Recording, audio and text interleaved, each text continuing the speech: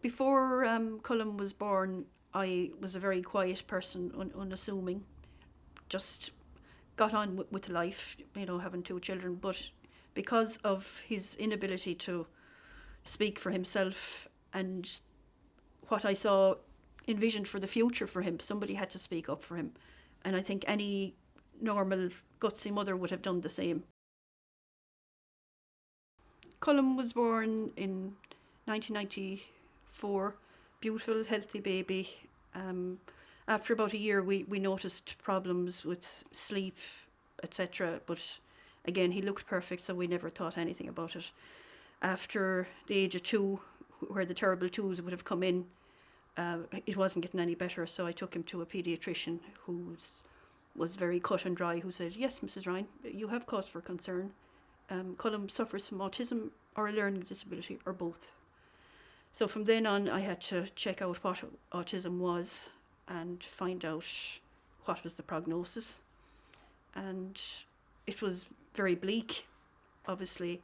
I remember one very dark November day reading a piece of literature on autism that the Irish Autistic Society had written, and I just went down to Colm in the bed and I looked at him and I thought, well, I either kill him or I kill me, because I just can't live with somebody who turns into this.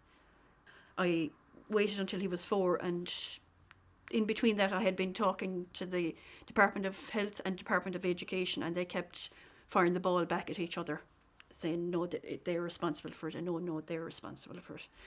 So at 4, just beyond the age of 4, we took a case to the High Court, which I couldn't really lose because it was his constitutional right to have a service as being a citizen of this country. And when he was 4.5, then he got a place in a preschool in Galway, but he had lost 2 years of his actual time that he could have been helped, and we all know early intervention is the key in autism.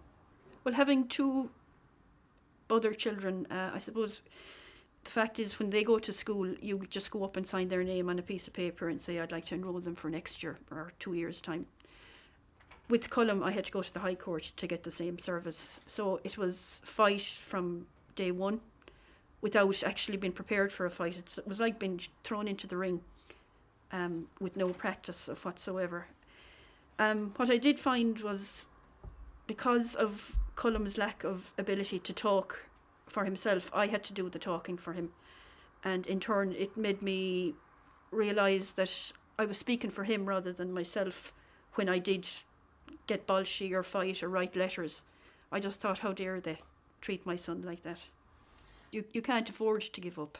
Even though there are days you feel like not getting out of bed, something just spurns you on and says, if you don't get up and make that phone call today, Colm can't. And you will do it for your child.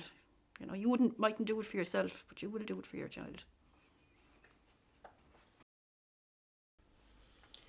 This was the part that was in the paper when I took Colm's case to the High Court. It was Gort Mother Campaigns for Education for Autistic Son. So it was just saying how I was, sick to death of having come up against a brick wall everywhere I turned, and that I had no choice but to take this case to court.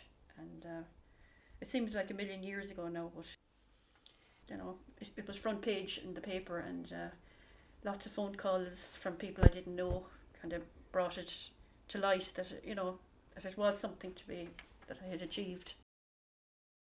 Colm is improving day by day. He has got an awful lot more words, which makes him less stressful because he's able to get his point of view across as in any issues. And if he doesn't know, he has a book which he can show us the pictures, and if we don't understand what he's saying, he'll approach it another way. So he's doing good.